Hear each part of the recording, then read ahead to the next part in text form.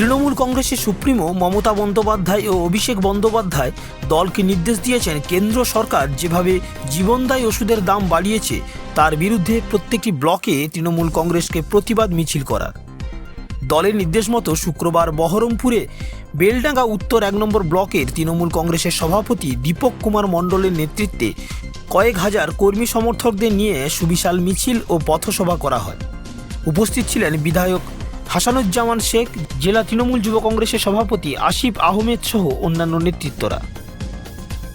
আমাদের জননেত্রী মমতা বন্দ্যোপাধ্যায় এবং সর্বভারতীয় সাধারণ সম্পাদক অভিষেক বন্দ্যোপাধ্যায়ের নির্দেশ মতো আমরা বেলডাঙ্গা উত্তর তৃণমূল কংগ্রেস কমিটির উদ্যোগে আমরা মহেশপুর বটতলা চিঠিমাথা মোড় থেকে হাবড়া বাজার পর্যন্ত লং রাস্তা আপনারা দেখতে পাচ্ছেন। এখানে আমরা যে নিত্য প্রয়োজনীয় ওষুধের দাম বৃদ্ধি হচ্ছে তার প্রতিবাদে, এছাড়া বিভিন্ন জনবিরোধী যে বিল সাধারণ মানুষকে অন্ধকার রেখে পাশ করছে তারই প্রতিবাদে আমাদের এই বিক্ষোভ মিছিল।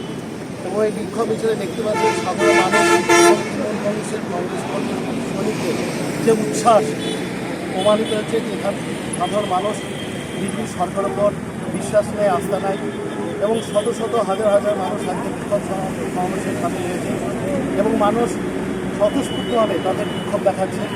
এবং আজকে এই বিক্ষোভ সমাবেশে আমাদের বেলডাঙ্গার বিধায়ক হাসানদা থেকে শুরু করে আমাদের জেলা যুব সভাপতি আসিফ আহমেদ থেকে শুরু করে শাখা সংগঠনের সমস্ত সভাপতির নেতৃত্ব, ছাত্রী অঞ্চলের অঞ্চল সভাপতি প্রধান সমস্ত জনপ্রতিনিধি উপস্থিত ছিলেন, সমস্ত তৃণমূল কংগ্রেসের সৈনিকরা উপস্থিত ছিলেন।